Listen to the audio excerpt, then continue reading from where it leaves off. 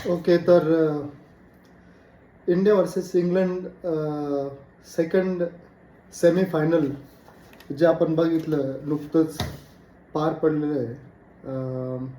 ICC men's T20 world cup 2026 5 मार्चला हे second semifinal झालं आहे. संध्याकाळी 7 वाजता झालं होतं वानखेडे स्टेडियमवरती. आणि इंग्लंडने टॉस जिंकून पहिले बॉलिंग करण्याचा प्रयत्न किंवा बॉलिंग करण्याचा निर्णय घेतला आणि अशा पद्धतीने इंग्लंडने बॉलिंग केली. आणि जर ओव्हरऑल जर आपण बघितलं तर मॅचची समरी मी तुम्हाला थोडक्यात सांगतो. आणि म्हणजे बेसिकली हा जो व्हिडिओ आहे मी तुम्हाला उद्याच्या जे फायनल, आज मी रेकॉर्ड करतोय हा व्हिडिओ, पण उद्याचं जे फायनल आहे त्या फायनलबद्दल मी तुम्हाला थोडक्यात सांगणार आहे. म्हणजे थोडक्यात या फायनलमध्ये काय प्रेडिक्टेड आहे, काय होऊ शकतं, काय नाही होऊ शकत, आणि याबद्दल मी तुम्हाला थोडक्यात सांगणार आहे. तर थोडक्यात सांगायचं ठरलं तर मागच्या इंडिया वर्सेस इंग्लंड आणि साऊथ आफ्रिका चं जे सेमीफायनल झालं, साऊथ आफ्रिका वर्सेस न्यूझीलंड, त्यामध्ये न्यूझीलंडने बाजी मारलेली आहे आणि ते फायनलमध्ये पोहोचले ऑलरेडी. अहमदाबादला ऑलरेडी गेले आहेत ते. आणि तसेच आपण जर बघितलं तर आता इंडिया वर्सेस इंग्लंड हे जे सेमीफायनल झालं त्याच्याबद्दल थोडंसं बोलूया, त्यानंतर आपण जाऊया फायनलमध्ये. तर इंडिया वर्सेस इंग्लंड बद्दल जर सांगायचं झालं तर इंग्लंडने टॉस जिंकला होता आणि टॉस जिंकल्यानंतर त्यांनी पहिले गोलंदाजी करण्याचा निर्णय घेतला. त्यामध्ये त्यांचं जे म्हणजे त्यांनी जे म्हणजे त्यांची जी गोलंदाजी झाली आहे त्यामध्ये त्यांनी बऱ्यापैकी त्यांचे बॉलर बघितले, जाफ्रा आर्चर होता, ज्यामध्ये त्यांनी 4 ओव्हर टाकल्या, 1 विकेट घेतली आणि 15.20चं इकॉनॉमी रेट होतं. बऱ्याच विल जॅक्स, जॅमी ओव्हरटन, सॅम करन, आदिल रशीद या सर्वांनी त्यांनी बॉलिंग टाकलेली आहे. आणि बघू शकता तुम्ही आपल्या इंडियाची बॅटिंग बद्दल जर सांगायचं झालं तर the star of the moment, the star of the match was Sanju Samson, ज्याने 89 धावा केल्या आहेत 42 बॉलमध्ये. त्यामध्ये 8 चौके मारलेत आणि 7 सिक्सेस मारलेत. 211चं स्ट्राईक रेट होतं. तसेच जर बघितलं तर बाकीच्या खेळाडूंनी पण त्याला थोडीशी साथ दिली. अभिषेक शर्मा ॲज युजल चालला नाही. अभिषेक शर्माचा जो फॉर्म आहे तो फॉर्म सध्या थोडासा गोलमडला आहे, पण ठीक आहे. होपफुली आपल्याला चांगली बॅटिंग बघायला मिळेल फायनलमध्ये. पण ईशान किशन 39 धावा, शिवम दुबे 43 धावा 25 बॉलमध्ये, सूर्यकुमार यादव कॅप्टन 11 धावा, हार्दिक पांड्या 27 धावा, तिलक वर्मा 21 धावा, अक्षर पटेल, शिवम, वरुण चक्रवर्ती 2 आणि सरासरी 1. तर अशा पद्धतीने आपल्या इंडियाची बॅटिंग झाली आहे. आणि जर बघितलं तर इंग्लंडची बॅटिंग, इंग्लंडने पण चांगली फाईट दिली. तसं म्हणायला गेलं तर इंग्लंडची बॅटिंग ॲक्च्युली खूप चांगली झाली आहे. खरं जर सांगायचं म्हटलं तर इंग्लंडची बॅटिंग म्हणजे त्यांनी खूप चांगली फाईट दिली आहे. त्यांचा जर स्कोर बघितला तर 246 रन त्यांनी काढलेत 20 ओव्हरमध्ये, 7 विकेट्स गमावून. त्यामध्ये फिलिप सॉल्ट, जॉर्ज बटलर यांनी चांगली सुरुवात तर नाही दिली, पण जॉर्ज बटलरने 25 रन, तो पण थ्रू आउट द टुर्नामेंट थोडा ऑफ चाललाय, पण 25 धावांची भागीदारी त्याने दिली. हॅरी ब्रूक कॅप्टन काही करू शकलं नाही. जेकब बेथल हा नौका खेळाडू आहे त्यांच्या टीममधला, की ज्याने एक चांगली खेळाडू व्यक्ती, चांगली खेळी करून 105 रन त्याने बनवलेत फक्त 48 चेंडूमध्ये. 4 चौकार आणि 7 षटकारांसोबत 218च्या स्ट्राईक रेटने त्याने चांगली अशी खेळी करून त्याला साथ दिले. विल जॅक्स आणि डबल डिजिटमध्ये सॅम करन, जाफ्रा आर्चर आणि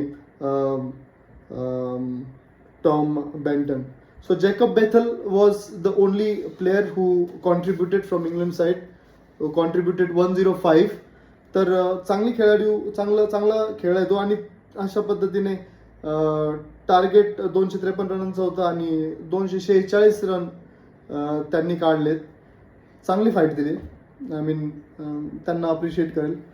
अशा पद्धतीने ही जी मॅच झाली अशा पद्धतीने ते म्हणजे मस्त अशी मॅच आपल्याला बघायला भेटली.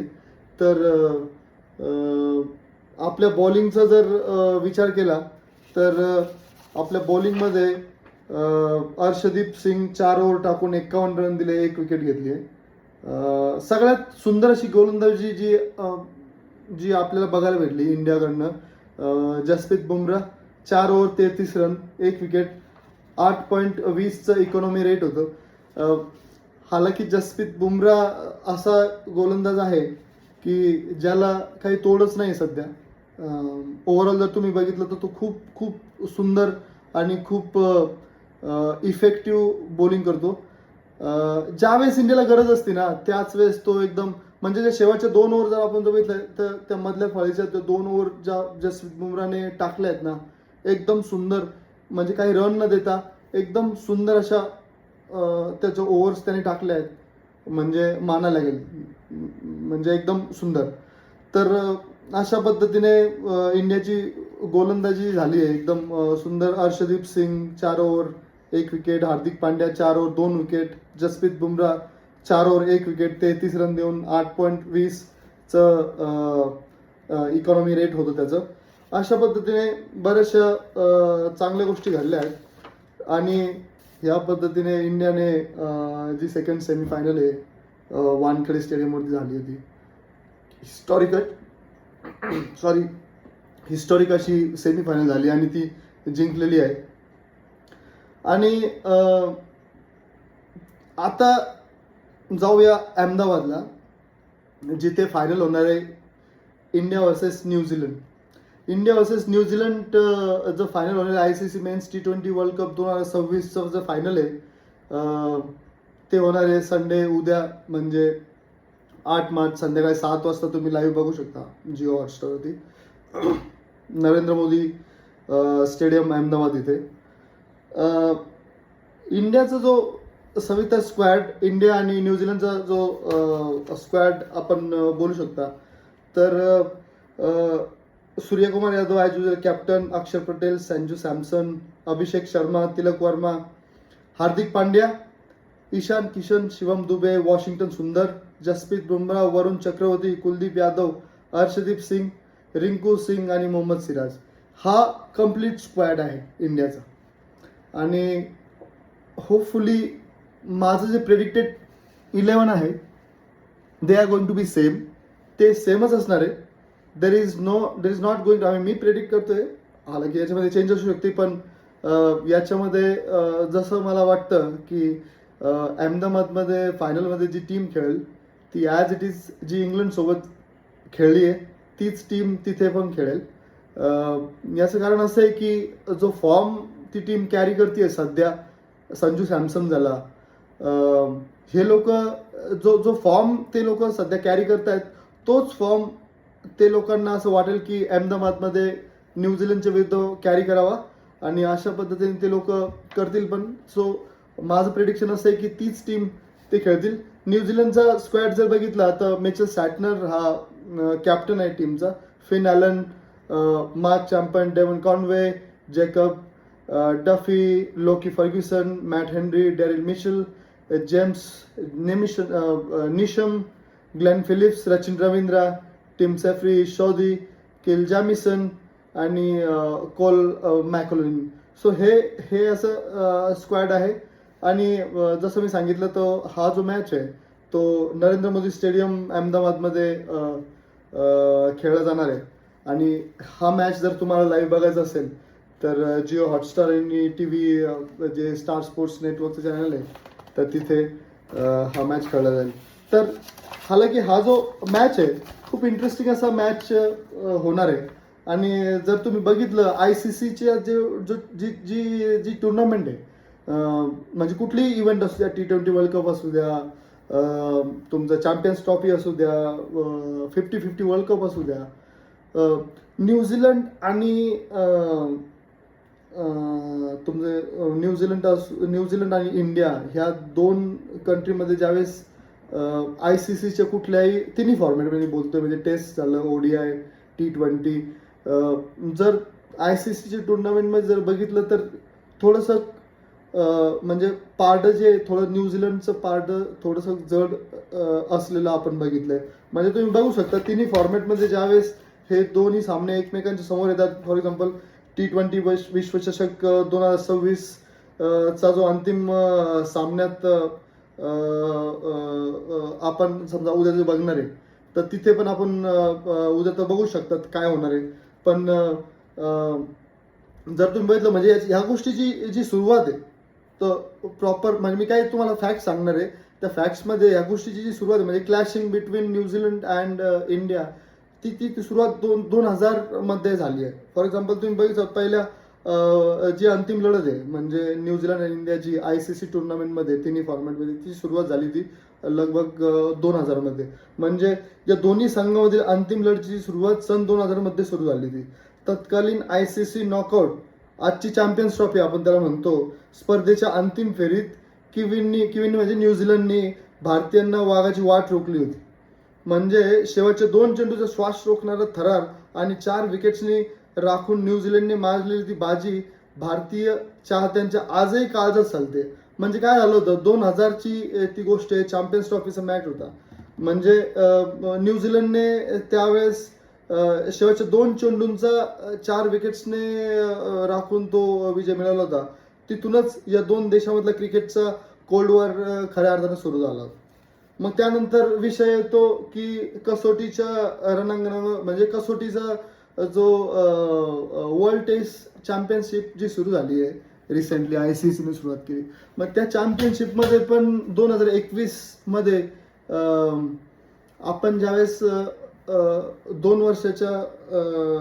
वर्ष आपण जे खेळलोय त्याच्यानंतर आपण जे फायनलमध्ये गेलो होतो न्यूझीलंडच्या विरुद्ध 2021 ला, तर वर्ल्ड टेस्ट चॅम्पियनशिपच्या स्पर्धेमध्ये सुद्धा अंतिम फेरीत पुन्हा एकदा हे दोन संघ एकमेकांसमोर उभे टाकले. पावसामुळे लांबलेल्या त्या झुंजीत किवींनी आपल्या अनुभवाच्या जोरावर भारताचे स्वप्न धुळीस मिळवले आणि पहिल्या कसोटी सम्राटचा मुकुट परिधान केला. म्हणजे काय झालं होतं, 2021 ला ज्यावेळेस पहिल्यांदा जे वर्ल्ड टेस्ट चॅम्पियनशिपचं फायनल झालं होतं त्यामध्ये भारत पहिल्यांदाच फायनलमध्ये गेला होता न्यूझीलंडच्या विरुद्ध, आणि त्यावेळेस त्यांनी असंच भारताचं जे स्वप्न होतं ते धुळीस मिळवलं होतं. म्हणजे सांगायचा उद्देश एवढाच की टेस्ट आता तुम्ही बघा ना, आता नंतर भारताने कसा पलटवार केला, नंतर भारताने 2 अंतिम फेरीतील आपल्या पराभवाच्या ठसठसणाऱ्या जखमावर अखेर 2025च्या चॅम्पियन्स ट्रॉफीत हिशोब चुकला गेला. या महाअंतिम युद्धात भारतीय शिलेदारांच्या जिद्दीपुढे न्यूझीलंडच्या किल्ल्याचे बुरुज कोसळले आणि टीम इंडियाने दिमाखात अजिंक्यपदावर आपले नाव कोरले. म्हणजे बघा ना, 2025ची जी चॅम्पियन्स ट्रॉफी झाली होती ना, त्यामध्ये भारताचा विजय झाला. भारताने तिथे त्यांना धूळ चाकली होती. त्याच पद्धतीने म्हणजे आता पुढं तुम्ही बघता चेंडू आणि बॅटची धुमश्चक्री. म्हणजे आणखी एक गोष्ट सांगतो, थोडक्यात सांगायचं म्हणजे थोडक्यात या गोष्टीचं जर समप करायचं तर जर बघितलं तुम्ही थोडक्यात सांगायचं तर कसोटी, एकदिवसीय आणि T20 आंतरराष्ट्रीय अशा तिन्ही फॉर्मॅटच्या अंतिम सामन्यात परस्परांविरुद्ध खेळणारे हे पहिलेच प्रतिस्पर्धी संघ ठरणार आहेत. म्हणजे T20 विश्वचषक झालं, आपलं वर्ल्ड टेस्ट चॅम्पियनशिप झालं, T20 50-50 वर्ल्ड कप झालं, चॅम्पियन्स ट्रॉफी झालं. आता T20 वर्ल्ड कपमध्ये भारत आणि न्यूझीलंड हे पहिल्यांदाच एकमेकांच्या समोर ICC सिरीज टुर्नामेंटमध्ये फायनलमध्ये एकत्र येत आहेत. अहमदाबादमध्ये हा ऐतिहासिक मॅच होणार आहे उद्या. न्यूझीलंड वर्सेस इंडिया पहिल्यांदा T20 वर्ल्ड कपच्या फायनलमध्ये एकमेकांसमोर खेळणार आहे. असा पराक्रम यापूर्वी जगातील इतर कोणत्याही 2 संघात करता आलेला नाही. आता या महामुकाबल्यात चेंडू आणि बॅटच्या धुमश्चक्रीत कोण बाजी मारणार याकडे संपूर्ण जगाचे डोळे लागले आहेत. दोन्ही संघांनी आतापर्यंत उत्कृष्ट कामगिरी करत अंतिम फेरी गाठली आहे. 8 मार्चच्या रात्री आपला सर्वोत्तम खेळ करेल तोच विश्वविजेताचा चषक उंचावेल. म्हणजे तुम्ही जर बघू शकता की अशा पद्धतीने इंडिया वर्सेस न्यूझीलंड ही फायनल उद्याची हिस्टॉरिक होणार आहे. मस्त मजा येणार आहे. ह्या सामन्याचं जे वैशिष्ट्य आहे ना, या सामन्याबद्दल जर सांगायचं झालं तर काही गोष्टी मी तुम्हाला सांगू इच्छितो. जसं काही फॅक्ट्स आहे माझ्यासोबत सध्या. काही फॅक्ट जर सांगायचं झालं तर दुबेबद्दल जर सांगायचं झालं तर दुबेनं ह्या ओव्हरऑल विश्वचषकामध्ये धोनीची बरोबरी केली आहे. आता मी धोनीची बरोबरी केली असं का म्हणतोय तर त्याच्याबद्दल सांगतो की या घटनेने 2007च्या T20 विश्वचषकाच्या आठवणी ताज्या केल्या आहेत. आता कशा ताज्या केल्या आहेत, काय झालं नेमकं 2007 मध्ये जेव्हा महेंद्रसिंग धोनीच्या नेतृत्वाखाली भारताने पहिल्यांदा विश्वचषक उंचावला होता 2007 मध्ये, तेव्हा त्या संपूर्ण स्पर्धेत धोनी 3 वेळा धावाबाद झाला होता. ऍक्च्युली हे सगळे योगायोग आहे. हे सगळ्या गोष्टी मानल्या नाही मानल्या हे सगळ्या गोष्टी, पण मग बघा म्हणजे कसे घडून आले ना. 2007 मध्ये काय झालं होतं, 2007 मध्ये महेंद्रसिंग धोनीच्या नेतृत्वाखाली भारतानं पहिल्यांदा ज्यावेळेस विश्वचषक उंचावला होता तेव्हा त्या संपूर्ण स्पर्धेत धोनी 3 वेळा धावाबाद झाला होता. म्हणजे तुम्ही बघा बरं का मी काय सांगतोय, 2007 मध्ये ज्यावेळेस भारत विश्वचषक जिंकला होता, त्यावेळेस इनॉग्रियल विश्वचषक होता T20चा, आणि त्यावेळेस धोनी जो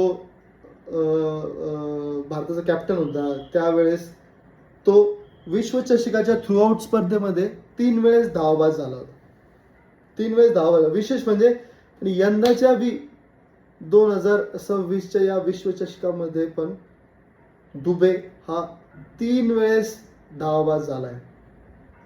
विशेष म्हणजे यंदाच्या विश्वचषकात शिवम दुबे देखील आतापर्यंत 3 वेळेस धावाबाद होऊन पवेलियनमध्ये परतलाय. एकाच T20 विश्वचषकात सर्वाधिक वेळा धावाबाद होण्याच्या बाबतीत आता दुबेने धोनीची बरोबरी केली आहे. म्हणजे that's what I was saying की धोनीची बरोबरी इथे त्यांनी केली आहे. म्हणजे हालाकी ह्या गोष्टी एकदम योगायोग आहे. या गोष्टीचा फरक पडेल नाही पडेल, पण एक बॅक ऑफ द माइंड तो जो विषय आहे तो समोर येतो की धोनी पण त्यावेळेस 2007 मध्ये 3 वेळेस धावाबाद झाला होता. यावेळेस दुबे पण 3 वेळेस धावाबाद झालाय. म्हणजे कुठेतरी सिमिलॅरिटी आहे. आणि 2007ला इंडियाने T20 वर्ल्ड कप जिंकला होता. 2026ला पण आपण T20 वर्ल्ड कप जिंकू अशी आशा आहे.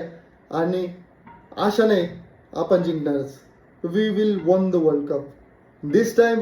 ह्यावेळेस न्यूझीलंडला त्यांची जागा दाखवणार, त्यांना हरवणारच अशा पद्धतीने. आणि हा योगायोग पाहता शिवम दुबेचे 3 वेळा धावाबाद होणे भारतीय संघाचे विश्वचषकाचा लकी चार्म ठरेल अशी चर्चा रंगली. म्हणजे ही चर्चा आहे. म्हणजे हालाकी उद्या तर मॅच मध्ये कळेलच काय होईल ते, पण विषय असं झालाय की हे जे योगायोग जे बघताय, जे दिसतंय आपल्याला, ते मी तुम्हाला सांगतोय. अंतिम फेरीत म्हणजे दुबेवर तुम्ही बघा, दुबेवर एक मोठी जबाबदारी पण असू शकते अंतिम फेरीत. त्याच्यावर एक मोठी जबाबदारी कशी असू शकते की T20 विश्वचषक 2026च्या अंतिम सामन्यात भारताचा सामना न्यूझीलंडशी होणार आहे. विश्वचषकाच्या इतिहासात आतापर्यंत भारताला न्यूझीलंडवर विजय मिळवता आलेला नाही. हे एक फॅक्ट आहे. तुम्ही बघा विश्वचषकाच्या इतिहासात जेवढे पण आतापर्यंत विश्वचषक झालेत ना, ICC टुर्नामेंट झालेत ना, वर्ल्ड कप्स, त्याच्यामध्ये भारताला न्यूझीलंडच्या विरुद्ध एकही विजय मिळवता आलेला नाही. त्यामुळे हे आव्हान मोठं ठरणार आहे. म्हणजे बॅक ऑफ द माइंड हा कुठेतरी एक प्रेशर इंडियन टीमवर असणार आहे. स्थिती म्हणजे यामुळे अशा स्थितीमध्ये शिवम दुबेवर सर्वांच्या नजरा खिळलेल्या आहेत. दुबेंची न्यूझीलंड विरुद्धची आकडेवारी पाहिल्यास त्याने 10 आंतरराष्ट्रीय T20 सामन्यात 26.33च्या सरासरीने 158 धावा केल्या आहेत, ज्यात एक अर्धशतकाचा समावेश आहे. तसेच अंतिम सामना नरेंद्र मोदी अहमदाबाद या स्टेडियमवर होणार आहे. दुबेची कामगिरी प्रभावी ठरलेली असून या स्टेडियमवरती त्याची कामगिरी प्रभावी ठरलेली असून त्याने 3 सामन्यात 59च्या सरासरीने 118 धावा फटकावल्या आहेत. म्हणजे दुबेवर बघा, म्हणजे ह्या या स्टेडियमवरती जो मॅच होणार आहे आपला फायनलचा, तिथे दुबेवरती थोडंसं लक्ष केंद्रित केलं जाईल, कारण त्याची कामगिरी तिथे स्पेशली न्यूझीलंडच्या विरुद्ध चांगली आहे. त्यामुळे या स्पर्धेत ऑब्व्हियसली या सामन्यामध्ये दुबेवरती थोडासा त्याच्यावर लक्ष असेल. तसेच आपण जर बघितलं की अभिषेक शर्मावरती पण थोडंसं लक्ष केंद्रित केलं जाईल. अभिषेक शर्मा वर्ल्ड नंबर 1चा T20 बॅटर आहे सध्या. वरुण चक्रवर्ती वर्ल्डचा नंबर 1 T20 बॉलर आहे सध्या ICC रँकिंगच्या हिशोबाने. तर या स्पर्धेत देखील अभिषेक शर्मा भारताचा महत्त्वाचा आक्रमक फलंदाज मानला जात आहे. म्हणजे हालाकी त्याचा फॉर्म बरोबर नाही, मात्र त्याचा फॉर्म अपेक्षेप्रमाणे दिसला नाही. 7 सामन्यात त्याने केवळ 89 धावा केल्या आहेत आणि सरासरी अवघी 14.16 इतकी आहे. त्याने झिम्बाब्वे विरुद्ध 55 धावांची खेळी होती. इतर सामन्यामध्ये मात्र त्याला फारसा प्रभाव टाकता आला नाही. अभिषेक शर्मा इनफॉर्म बॅटर होता. T20 वर्ल्ड कपच्या अगोदर ICC रँकिंगमध्ये 1 नंबर असलेला बॅटर हा या T20 वर्ल्ड कपमध्ये काहीही करू शकला नाही, एक्सेप्ट झिम्बाब्वे सोबतच्या 55 धावांची खेळी सोडता. ICC मध्ये तो कुठेही चालला नाही. हालाकी फायनलमध्ये पण त्याला 100% चान्स देतीलच टीम मॅनेजमेंट. पण मग तो चालेलच किंवा नाही चालेल, होपफुली तो चालावं. तो चालला तर कोणालाच ऐकणार नाही. आपल्या सगळ्यांना माहिती आहे तो कसा खेळतो. तर त्यामुळे बघूया, त्याला चान्स तर भेटणार आहे. म्हणजे या स्पर्धेमध्ये जर तुम्ही बघितलं त्याची खेळ्या आतापर्यंत 0, 0, 0, 15, 55, 10 आणि 9 अशा धावा केल्यात त्याने. म्हणजे अमेरिका, पाकिस्तान आणि नेदरलँड विरुद्ध तो खातेही उडू शकला नाही. त्यामुळे त्याच्या फॉर्मबाबत प्रश्न तर आहेच, मात्र संघ व्यवस्थापन आणि सहकारी खेळाडू अजूनही त्याच्यावर विश्वास ठेवून आहेत. म्हणजे असा विषय आहे तो अभिषेक शर्माबद्दल. एनिवेज आपण होपफुली म्हणजे बघूया की अभिषेक शर्मा काय करू शकतो आपल्यासाठी. होपफुली तो चांगला खेळेलच. मला तरी असं वाटतं की त्याचा फॉर्म वापस येईल आणि तो सुंदर अशी फलंदाजी करेल. हालाकी तर ठीक आहे. म्हणजे आपण जर बघितलं ICCने नुकतंच प्लेअर ऑफ द टुर्नामेंट जे असतं ओव्हरऑल ते त्याची नावं कोण असेल प्लेअर ऑफ द, त्याच्यामध्ये त्याची नावं रिव्हील केली आहेत. त्याच्यामध्ये विल जॅक्स आहे, साहेबजादा फरहान आहे, लुंगी एनगिडी आहे, त्यानंतर एडन मार्करम आहे, रचिन रवींद्र आहे, शॅडले वॅन आहे USAचा, त्यानंतर टीम सेफर्ट आहे न्यूझीलंडचा, संजू सॅमसन आहे इंडियाचा. अशा पद्धतीने भरपूर असे खेळाडू याच्यामध्ये आहेत. त्यामध्ये आपण म्हणजे आपण जर एक गोष्ट मी सांगू इच्छिते इथे की विल जॅक्स आहे जो इंग्लंडचा आहे. त्याच्यामध्ये म्हणजे स्पिनर आणि बॅट्समन आहे. तो 8 मॅचेस खेळला, 226 रन्स त्यांनी काढले, 9 विकेट्स घेऊन. साहेबजादा फरहान 7 मॅचेस खेळला आहे, 383 रन्स काढले, 76च्या ॲव्हरेजने, 160चं स्ट्राईक रेट आहे त्याचं. लुंगी एनगिडी आहे साऊथ आफ्रिकेचे, 7 मॅचेस खेळला आहे, 12 विकेट्स काढलेत त्याने. एडन मार्करम आहे, 8 मॅचेस खेळला आहे, 286 रन आहेत त्याचे. रचिन रवींद्र आहेत, 8 मॅचेस खेळला, 11 विकेट्स आहेत. शॅडले वॅन आहे, 4 मॅचेस खेळला, 13 विकेट्स आहेत. टीम सेफर्ट आहे, 8 मॅचेस खेळला आहे, 274 रन काढले आहे, 45च्या ॲव्हरेजने. संजू सॅमसन हालाकी तुम्ही बघा म्हणजे नियतीचा खेळ आपण म्हणतो संजू सॅमसन की ज्याला T20 वर्ल्ड कपच्या अगोदरच्या मॅचेसमध्ये चान्स पण नाही भेटला. अभिषेक शर्मा योगायोगाने त्याचा फॉर्म चांगला नाही आहे म्हणून संजू सॅमसनला जबाबदारी देण्यात आली.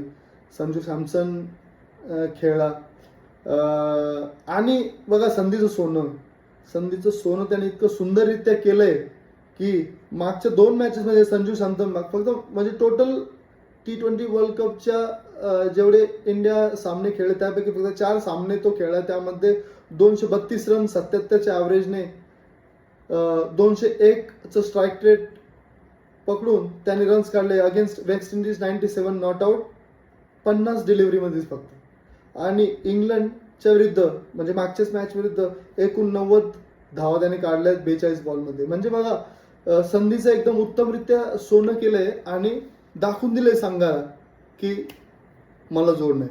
आणि संघाच्या व्यवस्थापनाला, संघाच्या मॅनेजमेंटला त्यांनी भाग पाडलंय की तुम्हाला फायनलमध्ये मला घ्यावाच लागेल.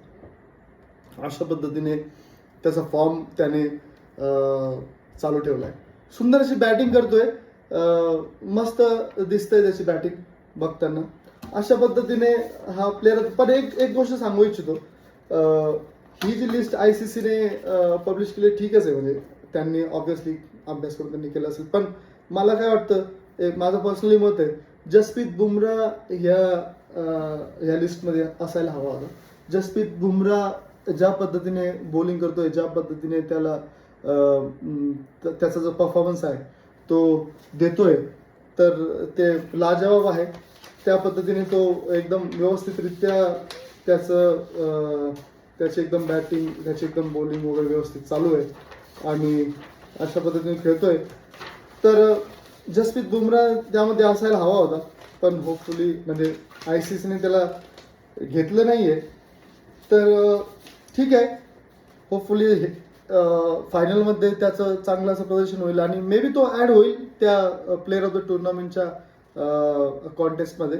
पण बघायचं जर झालं तर जी प्रेडिक्टेड प्लेइंग 11 आहे माझ्या मते भारताची, तर मी तुम्हाला सांगू इच्छितो की भारताची प्लेइंग 11 जी आहे त्यामध्ये संजू सॅमसन, अभिषेक शर्मा, ईशान किशन, शिवम दुबे, सूर्यकुमार यादव, हार्दिक पांड्या, तिलक वर्मा, अक्षर पटेल, वरुण चक्रवर्ती, अशा पद्धतीने हे लोक व्यवस्थित असतील. त्यामध्ये तुम्हाला सांगतो, बॉलिंगमध्ये आपल्याला हर्षदीप सिंग असेल, त्यानंतर जसप्रीत बुमराह असेल, वरुण चक्रवर्ती असेल, अक्षर पटेल, शिवम दुबे. तर असे जे खेळाडू आहेत ते आपले प्लेइंग 11मध्ये असणार आहे. आणि जो मॅच होणार आहे ना उद्या, तर माझी पर्सनली तुम्हाला प्रेडिक्शन सांगतो मी, इंडिया जिंकणार आहे. इंडिया 100% जिंकणार आहे. म्हणजे ऑब्व्हियसली थोडं प्रेशर असणार आहे, कारण ICC टुर्नामेंटमध्ये आपण इंडियाच्या अगेन्स्ट न्यूझीलंडच्या अगेन्स्ट जिंकलेलो नाही आहे. दॅट टू श्री नरेंद्र मोदी स्टेडियमवरती अहमदाबादला हा मॅच होणार आहे. तिथे तर इंडियाचं रेकॉर्ड न्यूझीलंडच्या अगेन्स्ट खरंच नाही आहे चांगलं. म्हणजे आपण 50-50 वर्ल्ड कपमध्ये पण बघितले आणि बाकी ओव्हरऑल ठिकाणी पण बघितले, पण हे म्हणजे त्यांचं परफॉर्मन्स नाही. प्रेशर तर आहे, म्हणजे होम ग्राउंड आहे, खूप मोठं स्टेडियम आहे. आता जर तुम्ही बघितलं ते त्या स्टेडियमबद्दल जर मी सांगायचं ठरलं तर स्टेडियमबद्दल जर बोलायचं जर ठरलं तर काय, एक मिनिट मी तुम्हाला सांगतो. तर स्टेडियमबद्दल जर सांगायचं ठरलं तर खूप मोठं असं स्टेडियम आहे आणि खूप लोक तिथं बघायला येतील मॅच आणि प्रेशर इंडियावरती खूप असणार. तर याचं बघू शकता तुम्ही की 1,32,000 प्रेक्षक या स्टेडियममध्ये मॅच बघू शकता. म्हणजे तुम्ही विचार करा, तसं तर पूर्ण इंडियाच ही मॅच बघेल, पण ॲट अ टाइम त्या स्टेडियमवरती लोक असणार तिथं. 1,32,000 या स्टेडियमची कॅपॅसिटी आहे. एवढे लोक ॲट अ टाइम मॅच बघतील आणि त्या लोकांसमोर तुम्हाला परफॉर्म करणं म्हणजे प्रेशर, थोडक्यात प्रेशर खूप असणार आहे आणि मजा येणार मॅच बघायला. त्यामुळे तुम्ही स्टे ट्यून करा, मॅच बघा, एन्जॉय करा. माझं प्रेडिक्शन असं आहे की इंडिया जिंकेल. होपफुली आपण सगळे इंडियाला सपोर्ट करूया आणि थांबूया इथे. Bye, thank you.